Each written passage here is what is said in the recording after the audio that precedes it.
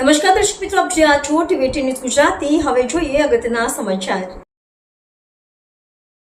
સુરત શહેર police commissioner Shri Anupamsinh Gehlot સાહેબનાઓ દ્વારા અપાયેલી સૂચના મુજબ શહેરમાં શાંતિ ડહોળતા અસામાજિક તત્વો તેમજ કાયદા વિરુદ્ધની પ્રવૃત્તિ કરતા તત્વોને કબજે કરવા, તેમને કાનૂનના માર્ગે કંટ્રોલ કરવા માટે તથા લો એન્ડ ઓર્ડરની પરિસ્થિતિ જળવાઈ રહે તે પ્રકારની કામગીરી કરવા માટે આજરોજ ભેસ્તાન પોલીસ સ્ટેશન કે જે ડિવિઝન તથા ઝોન 6 હેઠળ આવેલ છે ત્યાં કોમ્બિંગનું આયોજન કરવામાં આવેલ છે.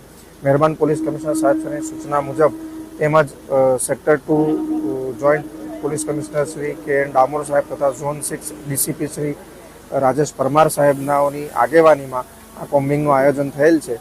એ આયોજનનો અમારો હેતુ વિસ્તારમાં રહેતા માથાભારે તત્વો કે ગુનાહિત તત્વો કે જે કાયદા વિરોધી પ્રવૃત્તિ કરતા હોય તેમને એ બાબતની બીક પહેશે કે પોલીસ અડધી રાત્રે પણ આવીને એમને ચેક કરશે.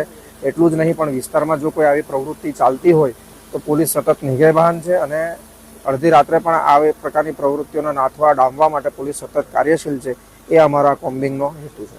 અને આ કોમ્બિંગમાં આજે ઝોન 6 વિસ્તારના તમામ પોલીસ સ્ટેશનની પોલીસને સાથે રાખીને ભેસ્તાન પોલીસ સ્ટેશનના પીઆઈ તેમજ ઝોન 6 ડીસીપી શ્રી રાજેશ પરમાર સાહેબનાઓની આગેવાનીમાં આજે અમે આ કોમ્બિંગ કરી રહ્યા છીએ.